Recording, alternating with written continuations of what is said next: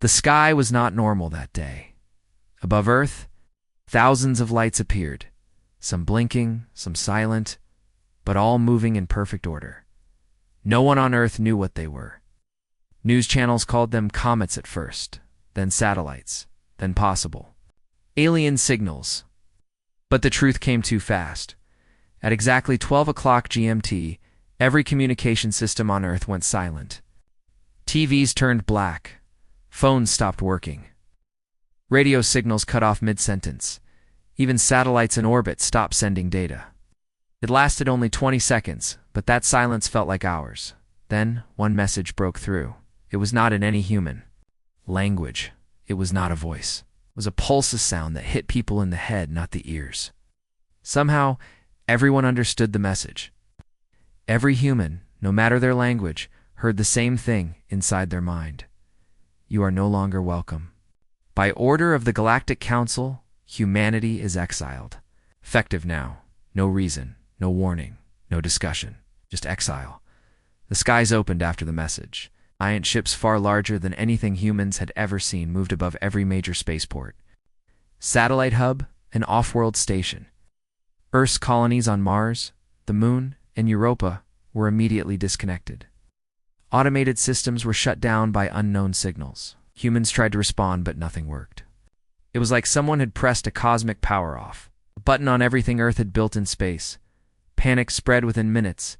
World leaders gathered in emergency meetings. Old enemies sat at the same table. United Earth Alliance, once divided by politics, quickly became one voice. But even that voice was powerless. Their ships couldn't launch. Their weapons were useless. Their satellites were offline. It was not just exile. It was a full lockdown.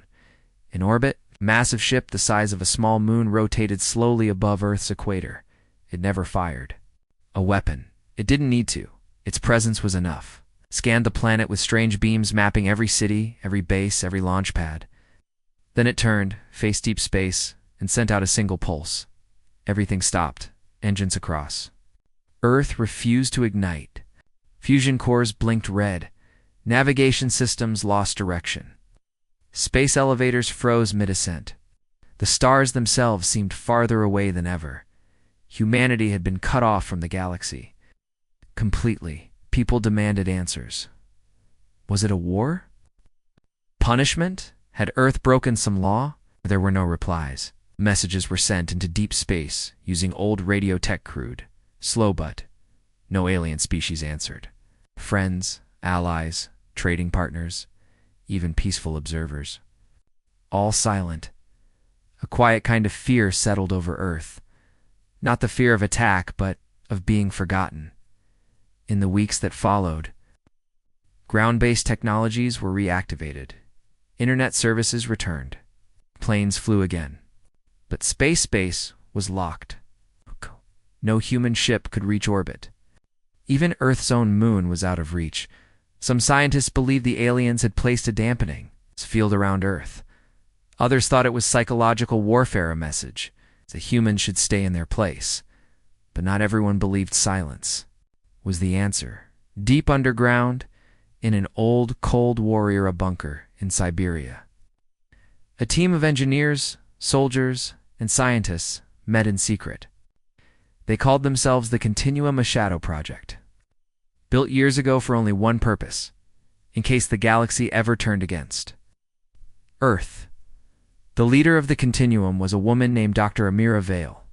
She had once served on the Galactic Science Council, a rare human representative who had been welcomed into the stars. She had studied alien physics, learned from other species, and helped build peaceful bridges. But now she sat in a cold room under frozen soil, watching as her life's work burned. They didn't just shut us out, she said. They erased us. Her team included military tacticians, AI experts, and rogue technologists, people the world once called dangerous. Now, they were Earth's last hope. We need to understand why, said Commander Reyes, a former space fleet officer. This isn't random. Someone made this decision, agreed, said Amira. And I want to know who. They began collecting fragments, old alien messages, council records, private logs that had been stored offline. They hacked into dormant archives, built simulation models, even questioned retired diplomats who once dealt with alien species. And then they found it. A recording. It had been stored inside a personal memory drive from an old diplomatic shuttle. Hidden deep in a lunar facility that somehow avoided the shutdown, the data was damaged, the audio broken, but parts were clear in the recording. Alien voices discussed something horrifying. The humans evolved too fast. We gave them engines, and they built fleets. We gave them science, and they built weapons. We gave them peace, and they studied war. Another voice replied, softer but colder, then exile them. Before they rise above us all, Dr. Amira stared at the screen. Her hands shook. This wasn't punishment, she whispered. This was fear. The truth was simple and terrifying. The Council had feared humanity's potential in just 200 years. Humans had gone from barely reaching space to trading with ancient empires. Earth's learning speed was unmatched. Their adaptability shocked older species. And worse, their emotion, love, rage, loyalty. Revenge made them unpredictable. The Council didn't want to wait and see what humans would become, so they shut the door early. Dr. Amira's voice hardened. They think exile will stop us. They're wrong. The Continuum began work. In secret bases around the world, using old tech, hidden AI, and deep knowledge, they began rebuilding. Not the same ships, not the same weapons. Something new, something born from Earth alone. They called it Project. Return recruitment was slow at first. Volunteers were selected for skills, not titles. Young mechanics from mining colonies. Cyber hackers from failed megacities. Soldiers who once served in off-world peacekeeping. Even teenagers with strange talent in machine coding.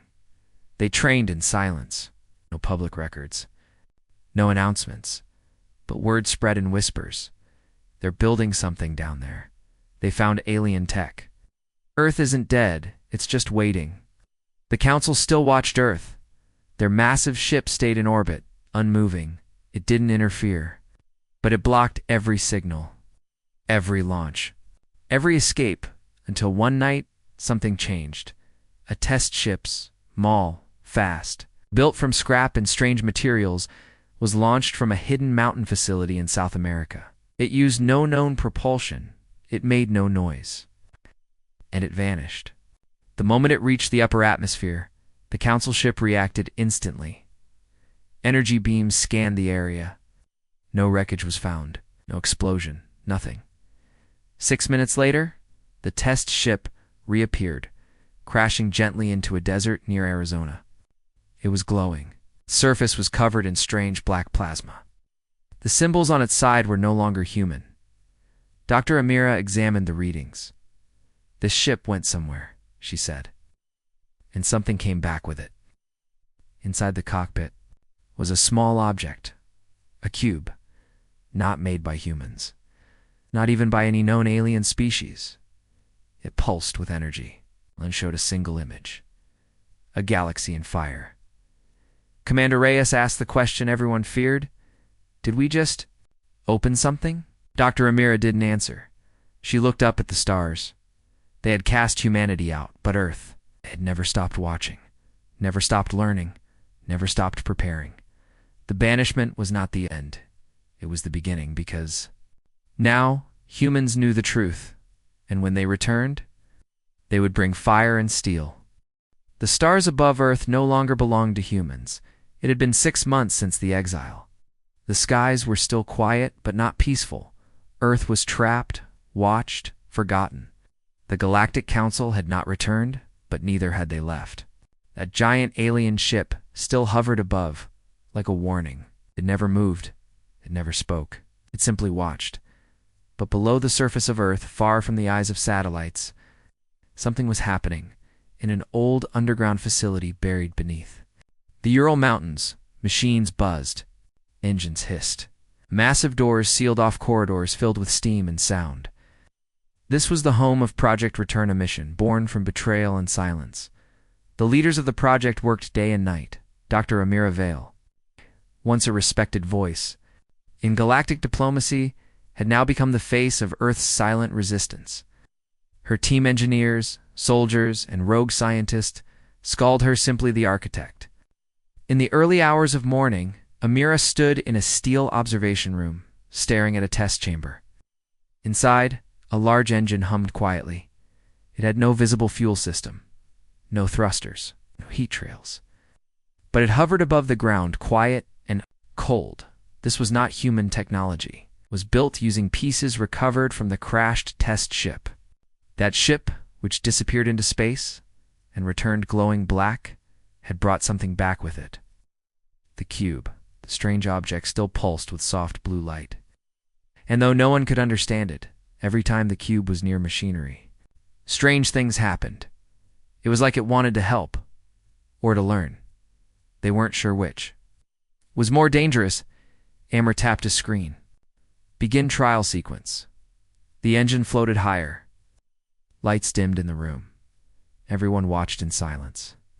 Then the engine tilted forward and vanished. No sound, no motion, just gone. The observers gasped. Technicians scrambled. Track. It, Reyes shouted from the control bay. Find it. 1 second passed, then 2, then 10. Suddenly the engine reappeared, exactly where it had vanished. But something was wrong. Its metal was glowing orange. Heat warnings flashed. Systems screamed. Engineers rushed forward. Amira didn't move. She stepped closer to the glass. Her eyes locked on the engine's surface. There were symbols on it now, not painted, burned alien letters, in circles and lines, glowing faintly like they had been etched by lightning. She recognized them. She had seen them once, long ago, in a forbidden chamber on a council ship. These symbols are from the deep archive, she whispered. From the time before records. Reyes didn't like that. I thought the deep archive was a myth. Not? He narrowed his eyes. Then what touched that engine? Amira looked at the cube. It pulsed once, and she didn't answer. The world above kept turning. People worked, lived, tried to pretend life was normal. But everyone could feel it, the tension, the quiet war being prepared in the shadows. Even in cities, strange things began to happen. Satellites blinked back online, briefly, before going dark again. Space telescopes captured flashes of movement near old orbital stations, and once, during a late night in New Zealand, fishermen saw a ship rise silently from the ocean, shaped like a spear. Wrapped in black mist, it left no trail, no light, just fear. Project Return had many branches. One of them, based near the Marianas Trench, had discovered something ancient, older than Earth's first moon landing. Hidden deep beneath the sea was a structure. It was not human. It had never been activated until now. Reyes flew out personally to see it. He wore a deep-sea suit and entered the diving capsule with a quiet mind. They dropped into the black water, past ruins of sunken warships and lost satellites. The lights of the capsule lit up jagged stone tower rising from the ocean floor. The symbols on it matched the cube. The moment the capsule got close, the cube inside began to glow. Then, something opened on the side of the structure. A doorway, one that had never moved in over 10,000 years. Reyes swallowed hard. Do we go in? Back in the control room, Amira's voice came through the speaker. Not yet. Bring it. Up. Whatever that place is, we're not ready for it. The team obeyed. But something followed them.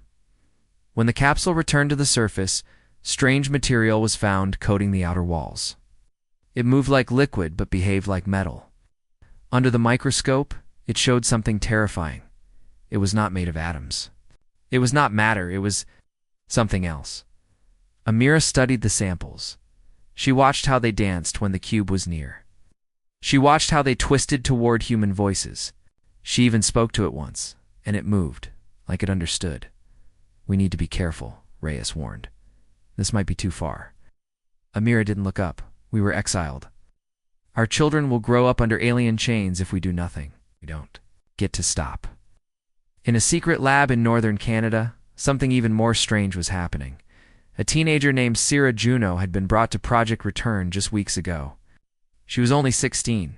Her father was a computer engineer, used to design fleet software. Sira, however, had something rare: she could hear machines, not through sensors or scanners, but through instinct.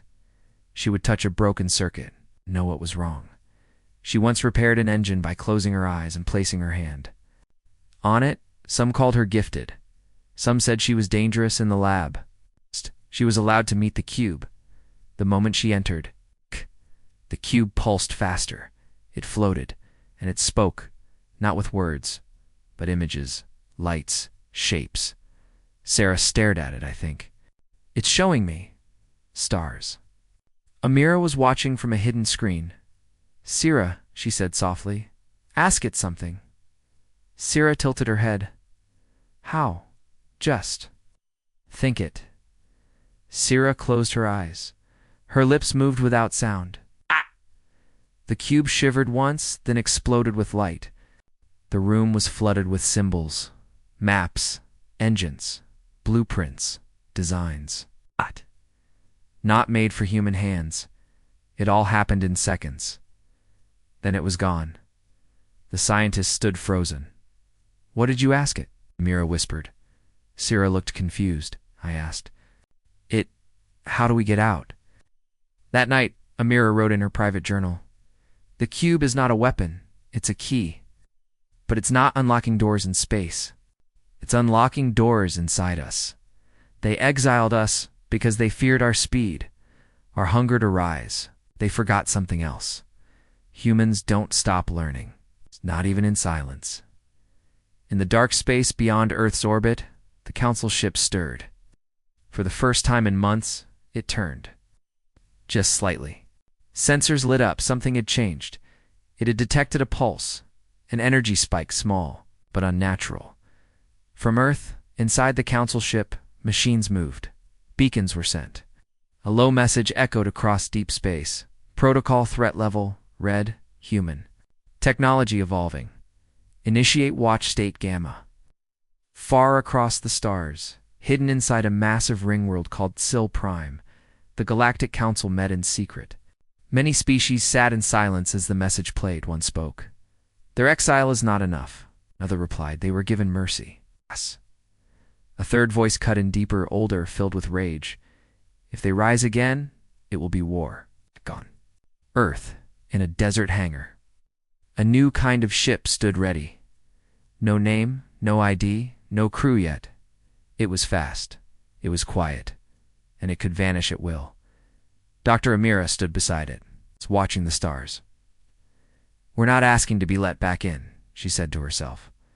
We're coming back whether they want us or not. And this time, we bring fire and steel. No one saw the ship launch, not even the Council's orbital watchers. It didn't rise from a tower. It didn't leave smoke or flame. It simply vanished from a desert hangar. It appeared above Earth, just for 2 seconds, and then it was gone. Again, the ship didn't follow gravity. It ignored time, distance, and known propulsion laws. It used something new, something built using data from the cube. They had called it Ship 1. But deep in Project Return's files, it had another name, Ghost Burner. It left no signal, no trail, no heat. It was not invisible. It was untouchable. Commander Reyes stood before the engineers after the test. Where? Did it go? He asked. No one answered. One technician slowly turned to face the screen. She whispered, "It left the system." Everyone froze. What? Reyes asked, voice sharp. We don't know how, sir. But it exited the Sol system, then returned. Less than 4 seconds total. That was impossible. The edge of the system was light hours away. Even light itself took over 5 hours to reach the Kuiper Belt. But this ship had jumped, tanned back in for seconds. It had rewritten the laws of movement, and it carried a message. Inside the cockpit, written in faint, blue across the inner hull were 3 alien symbols. They had not been placed by human hands. Amira entered the hangar as Reyes studied them. What do they say? She asked. Reyes squinted. Best translation we've got. The seal cracks. Amira looked pale. That's from the deep archive. She said, it's the title of a forbidden prophecy. The old species believed that one day, a race would break the galaxy's balance. That species would unlock the seal, okay, and everything would change. Rhea stepped back. You think they meant us? Mira said nothing. She didn't need to. Far beyond Earth, in the Zerethos sector, a patrol fleet moved through quiet space. The ships belonged to the Valari Dominion. It's one of the Council's strongest military arms. Their job was simple. Scan old human colonies. Make sure nothing had been reactivated. Most of the human settlements were abandoned, frozen, dead, until now. The lead ship Valari Grace detected a signal, a weak pulse, something coming from Europa Station, once a proud outpost run by Earth Captain. Ylvik frowned. That station was shut down. Nothing should be working. His second officer nodded. Confirmed, sir. But the beacon is real. It's broadcasting. A countdown. A countdown to what? I don't know. It ends in 20 minutes. They turn their fleet toward the ice moon. 6 warships, heavy armor, all weapons hot. They approached slowly. Europa's surface was quiet, just frozen oceans and dust. But as they neared the station, something blinked. A light, deep under the ice. Then the countdown reached 0. The entire moon shook suddenly. A beam of energy tore from the station pure. Blue light, focused and sharp. It hit the Valari flagship dead center. Shields overloaded. Metal screamed. The ship didn't explode. It melted. The other ships panicked. They turned. They fired. But the beam moved again faster than light. Another ship cut in half. Another vanished in a blue flash. Within 30 seconds, 4 Valari warships were gone. The last 2 tried to escape. They jumped to FTL, but they didn't make it far. A shadow followed them. A black shape. Small, silent ghost burner. The ship didn't fire weapons. It just appeared near them. Both ships stopped moving. Powerless. Empty. Ghost burner vanished. On Earth, the news hit like fire. Project Return had waited for years in secret. But now, the stars knew. A fleet had been destroyed. Human tech had been used. Europa Station once thought. Dead had come back online and struck first, and the galaxy reacted. Within hours, the Council called an emergency meeting. All species were summoned. Reports poured in from across the sectors. Human activity detected on Mars. Strange signals near Alpha Centauri. Deep space probes lost in uncharted zones. One elder spoke in fear. There. Spreading again. Another roared. Shut them down before it begins. But one voice, calm and cold, spoke louder. It was High Marshal Threx of the Dominar. He stood at the center of the council hall. They were warned. They were exiled. But they have returned with fire. He raised one claw. We answer with steel. The council voted. A declaration was passed. Humanity is now considered an active threat to galactic stability. Classified. Level Black. Total containment authorized. War had not been declared. But it was no longer far. On Earth, Amira watched the feed from Ghostburner. They had reviewed the mission data. Europa's weapon was old, she said. It wasn't even ours. It was waiting for us, hidden there. Reyes nodded. Someone left it for us. Sira Juno, the gifted teen, sat quietly nearby.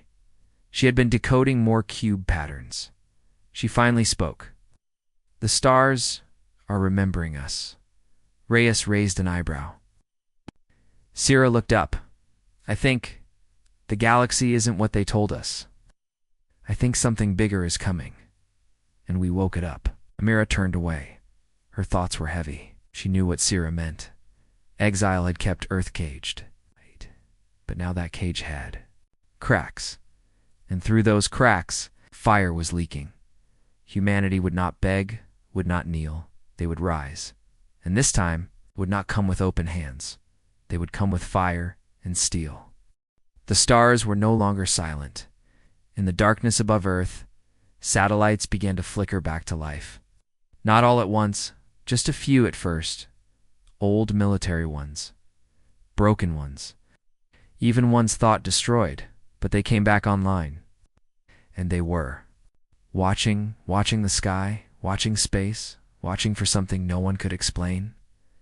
Commander. Reyes stood alone in a command bunker, staring at the star maps glowing red. Ships were moving out there. Alien fleets, patrols, spies, dozens of them. They weren't attacking Earth yet, but they were close. He whispered to himself, "They're scared." Not angry, scared because the impossible had happened. Earth had returned from exile with new power. Ghostburner had struck fast and vanished. The weapon on Europa had awakened. And the cube? It was changing. Amira Vale stood beside it now, in a secure lab buried 3 kilometers below ground. Cube no longer pulsed with slow blue light. Now it shimmered with pattern shapes that shifted like living code. Sarah Juno stood next to it. She didn't blink. She didn't speak. She simply watched. Amer leaned in. "What is it doing?" Sarah finally said. "It's remembering." "Remembering what?" Sarah looked confused. "Us." At that same moment, far above the planet, an alien stealth ship approached Earth's orbit. It belonged to the Valari Dominion, one of the most ruthless council species. Their mission was simple: confirm Earth's new power, gather data, then prepare for full planetary lockdown. But as they neared Earth, their sensors began to glitch. "What is that?" the pilot said. "Some kind of pulse coming from the ground." "It's scanning us." Before they could react, their ship locked up. Total system freeze. The cockpit filled with strange symbols. Not alien ones, human ones. A message appeared. "We see you." Then the ship vanished. Gone. No debris. No explosion. Just gone. Console Command never found it, and Earth never mentioned it, because by now, Project Return had grown. It had spread into every continent. Underground bases, hidden hangars, oceanic bunkers all activated quietly. They were building something. Not an army. A signal. Deep in the ice fields of Antarctica, construction teams worked in silence. Enormous towers rose from the frozen earth, wrapped in strange black metal. They weren't human-made. The material had come from the cube, reshaped by machines no one understood. Amira watched from a tower deck, her voice quiet. "It's called the harmonic beacon. It sends sound, not in audio, but in frequency, tuned to memory." Rhea stepped beside her. "Memory of what?" She looked up. "Of what we once were." The beacon wasn't a weapon. It was a call. A call to something that had left humanity long ago, something buried in the stars. The cube had shown them the design. It had wanted them to build it. Why? No one knew, but the moment the first tower came online, every single cube fragment across Earth began to glow, and Syrah collapsed. Her body shook. Her eyes rolled back. They rushed to her. She gasped and sat up, gripping Amira's arm. "There. Not alone," she whispered.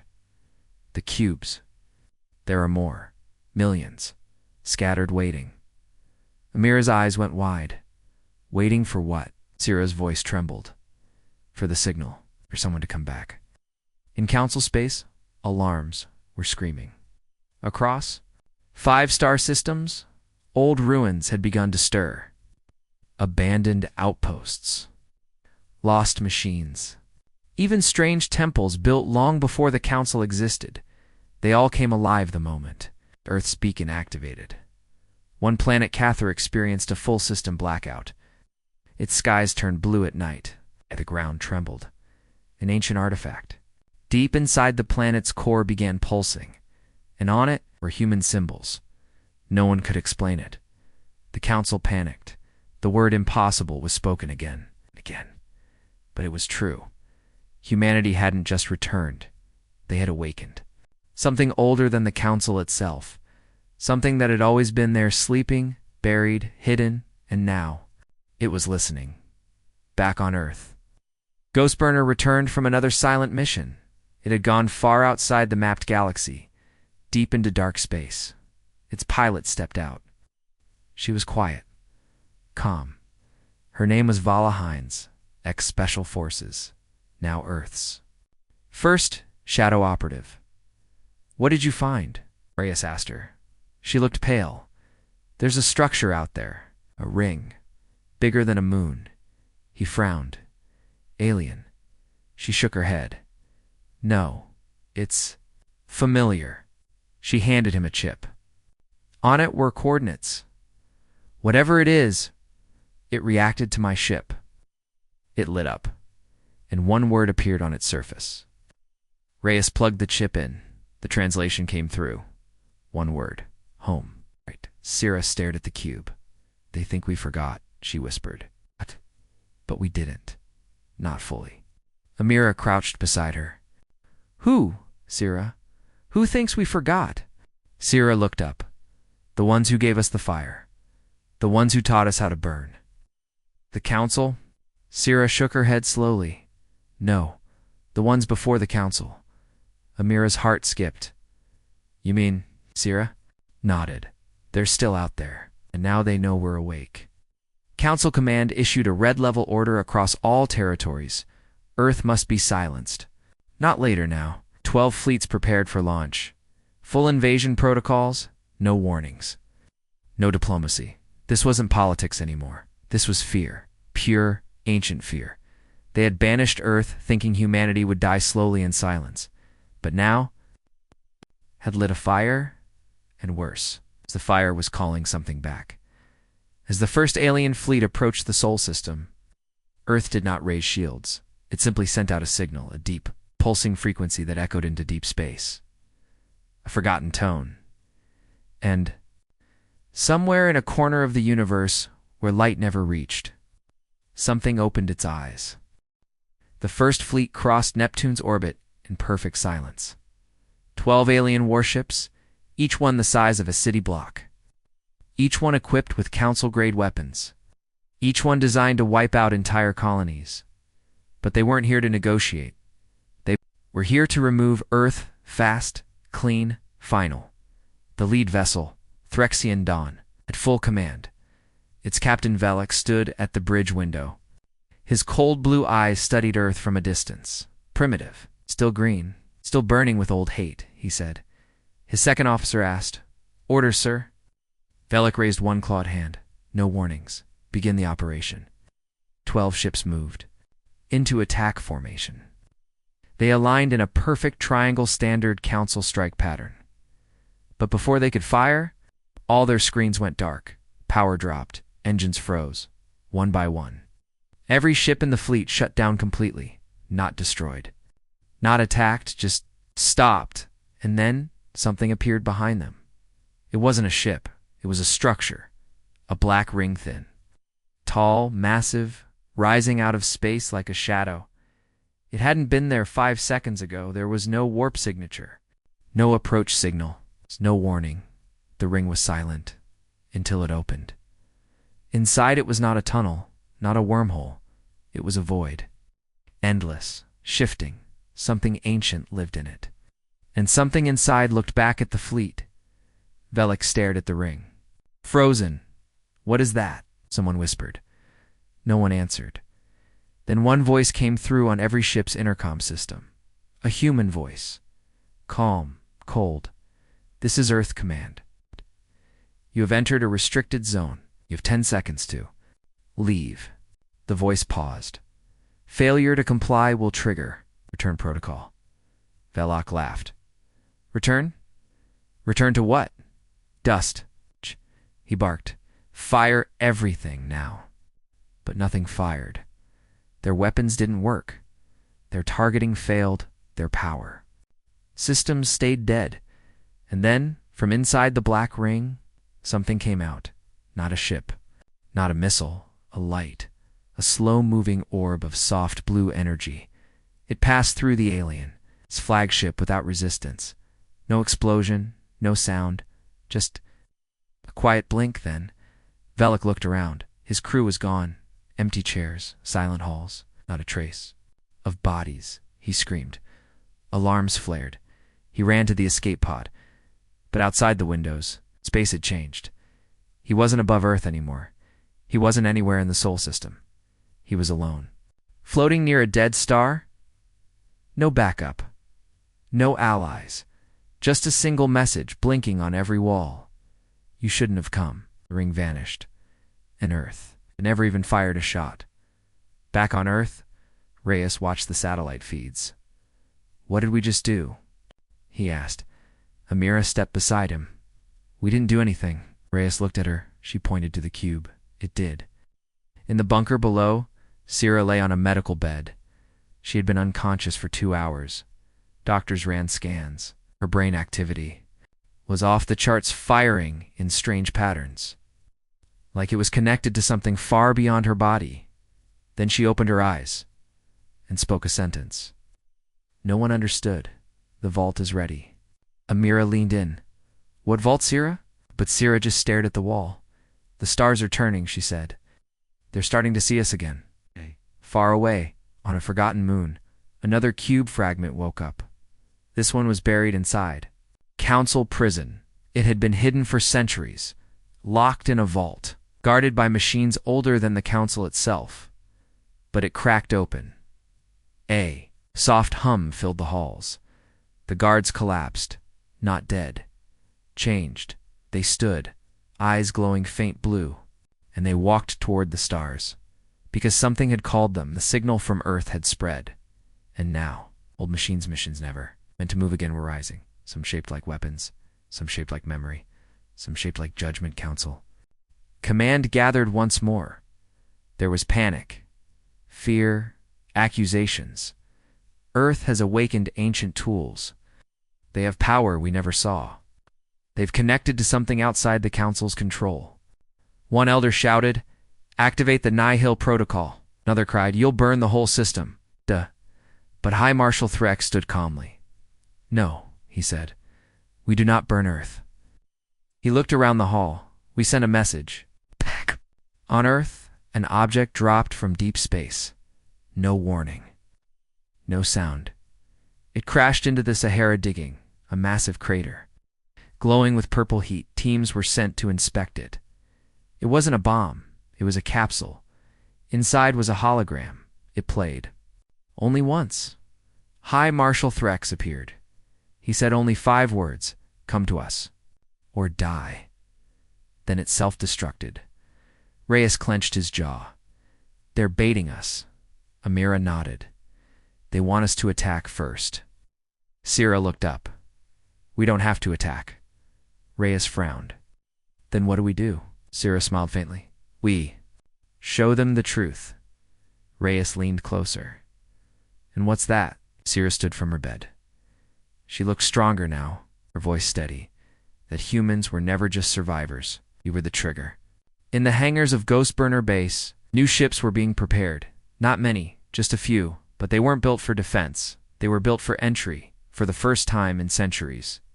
Earth was preparing to send humans back into council space, not as refugees, not as soldiers, but as the original architects of something the galaxy had forgotten, because the signal had reached far, far enough to wake things older than the stars, and those things were beginning to return. It began with whispers in the dark, not sounds, not voices, but signals, strange pulses in deep space. Radio bursts no council receiver could decode, static that bent time for a moment, just enough to make nearby stations flicker and blink. A fleet was lost in the scarce drift. No explosion, no distress call, no debris, just silence. Another fleet near the Kalax Rim returned with their memories scrambled. They remembered shapes in space, moving patterns that weren't ships. Something vast, something old. One captain wrote in his log, "The stars are watching, and they remember us differently now." The council tried to suppress it. They said Earth was just malfunctioning. But their own commanders weren't so sure anymore, because the fear had returned. On Earth, things had changed quickly. Ghostburner Base was now a launch hub, deep under the Pacific Ocean. Ships shaped like swords were being built. Human engineers used old cube tech designs not fully understood, but effective. The harmonic beacon pulsed constantly now, sending quiet tones across the galaxy. With every pulse, more data returned. Not more fragments. More memory. Amira stood in the central hub, watching the blue light swirl through the glass tubes. The cube beside her hummed. It was no longer just a strange relic, it had become an interface. We've unlocked 3 vaults, she told Reyes. One in Antarctica, one on Mars, and one hidden beneath the Pacific Trench. Reyes frowned. Vaults of what? She showed him the screen. The images were rough, but the message was clear. Not weapons, not ships. Instructions, detailed maps, precise formulas. Ancient star paths no council system used. It was a route. Somewhere far beyond the council's edge, somewhere not mapped in any galactic chart. A place. Labeled only in one strange symbol, Origin, Syrah, Juno, sat in a chamber of light. Surrounded by machines built from cube. Fragments, she was no longer simply human. Not fully. She had become a conduit. Not a prophet. Not a leader. Just someone the system had chosen. The cube spoke through her. It fed her information faster than any supercomputer. And now, it was giving her visions. Not of Earth, not of the Council, but of them, the ones who came before. The ones who vanished. The ones who left the cubes behind. They didn't die, she whispered. They went into the dark, waiting for someone to wake up.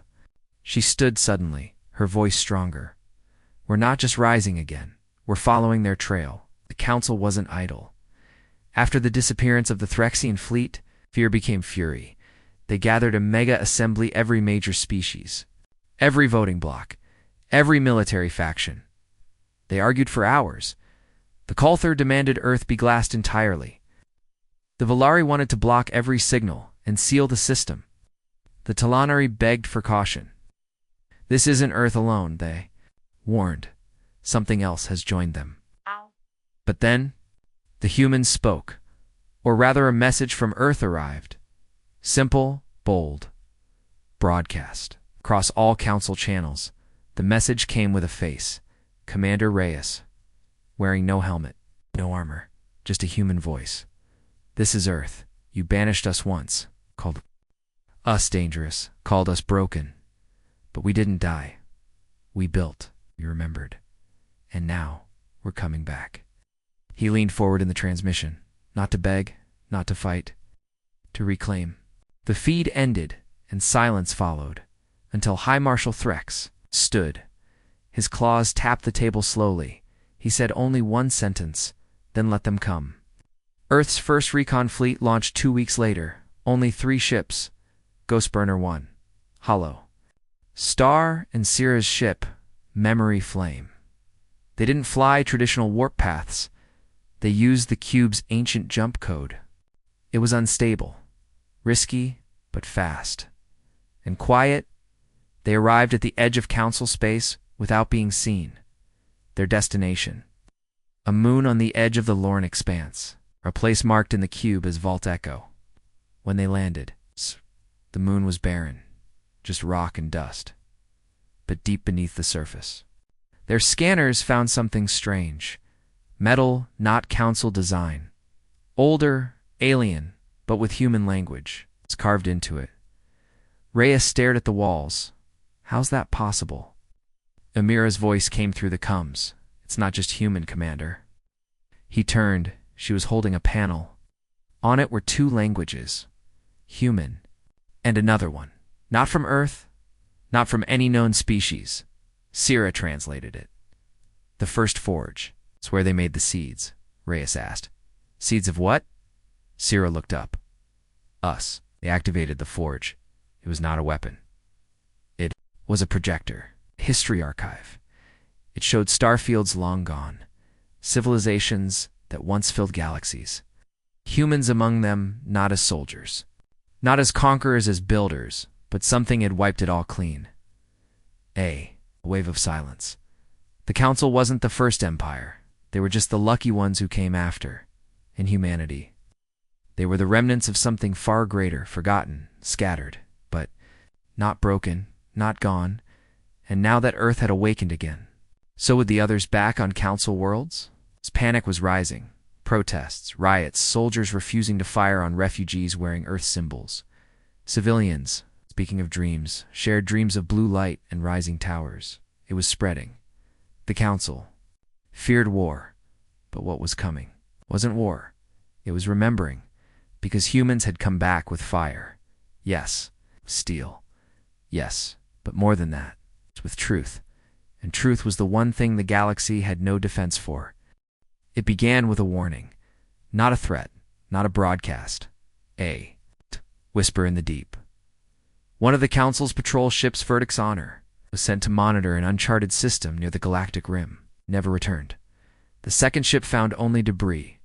The third found nothing at all. But what worried the Council wasn't the disappearance. It was what the fourth ship found: a message etched into the surface of an asteroid. Laser burned into solid rock. 5 words: "We were here before you." The Council tried to keep it quiet, but it was too late. The message spread, and that's when systems began to go dark. Not just human. Council systems, archives, satellite grids. Something had begun to wake up. And it was spreading across every network ever touched by human hands. Back on Earth, Reyes stood inside the rebuilt citadel. The air was heavy. The light, blue and strange. He looked up at the glowing cube embedded in the ceiling. It rotated slowly, pulsing with signals. Amira joined him. She looked tired, older, but sharper than ever. "We've confirmed it," she said. Reyes didn't speak. She continued. 3 more vaults have activated." "Where?" "Not in our space." She pulled up a star map. Red lines circled systems. "Deep inside Council territory," Amira pointed. "This one is under Valari control. This one's near a Council archive planet. And this," she paused, "was inside the High Council's private databank." Reyes frowned. "That means they've had access to these vaults this whole time?" Amira nodded. "They didn't just banish us, they stole our legacy." The memory flame, Sarah was changing again. Her body was still human. But her mind wasn't the same anymore. She could feel the cube's network stretching across the stars. She could see where signals were flowing, where memories were returning, where the galaxy's lies were breaking apart. She sat in silence, eyes closed, lips barely moving. Then she opened them and said, "It's almost ready." Commander Lin, who had been quietly watching from the doorway, asked, "What is?" Sarah looked at him. The convergence. He stepped forward. "What's going to happen?" She didn't smile. She didn't blink. She just said, "They'll remember who built the stars." The Council tried to prepare for war. Fleets were moved. Alliances were forced. The Calther deployed there. Dreadnoughts to choke Earth's jump lanes. But the human ships never came the way they expected. They didn't charge through the main lanes. They slipped in sideways through hidden gates, lost wormholes. Back doors only Cube Tech could find, and when they arrived, they didn't attack cities. They landed at ruins, dead places, old libraries, forgotten battlefields. They came not for conquest, but for confirmation. They were looking for proof, and they found it. Over and over again. Human DNA encoded in ancient. Stardash forges human languages mixed with alien designs. Blueprints showing. Earth-like creatures building machines no one could understand even now. The Council's greatest secret was unraveling in real time. The humans they cast out had not risen too fast. They had simply returned too early, and now the galaxy was remembering them. Sira activated the beacon, not a weapon. Not a message, a signal meant for only one thing, to call the others. She stepped into the chamber.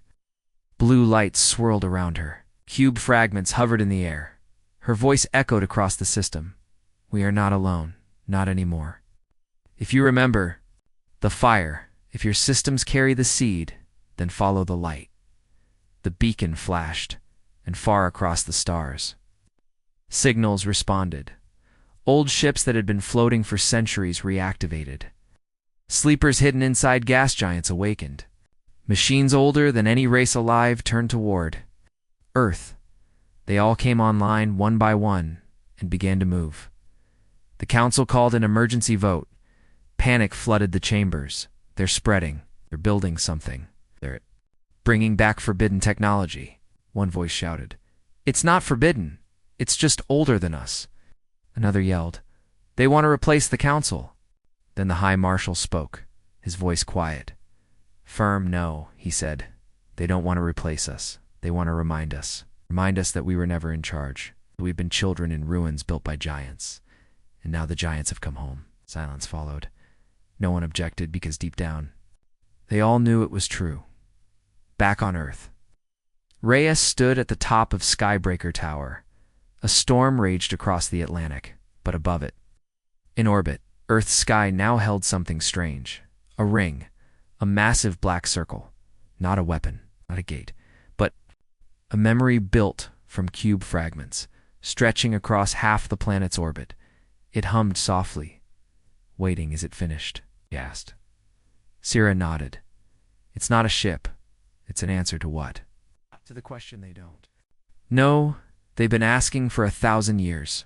Reyes looked at her. And what question is that? Sira's eyes glowed faintly. Who made us fear the dark?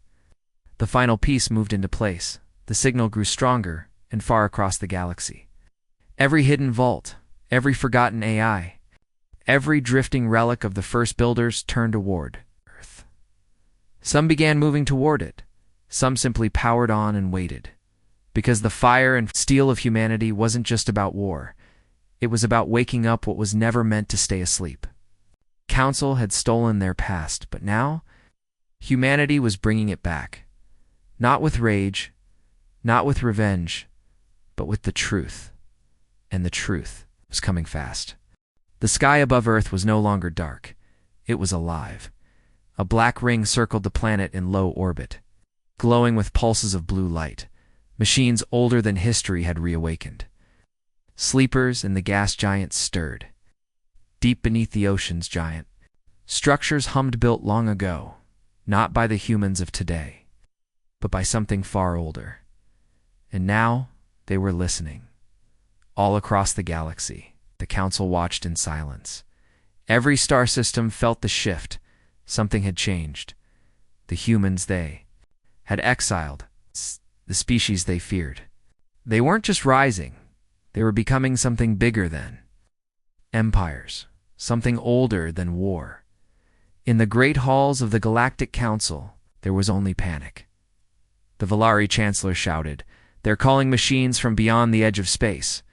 The Kalthar warlord slammed the table. "This is a declaration of supremacy." The Talinar diplomat said quietly, "This is not war. This is legacy." And then, without warning, a new message interrupted the chamber. A single feed, no encryption, no barrier. A human face appeared. A Myra. She stood in front of the orbital ring around Earth. Blue light bathed her face. Her voice was calm, cold, honest.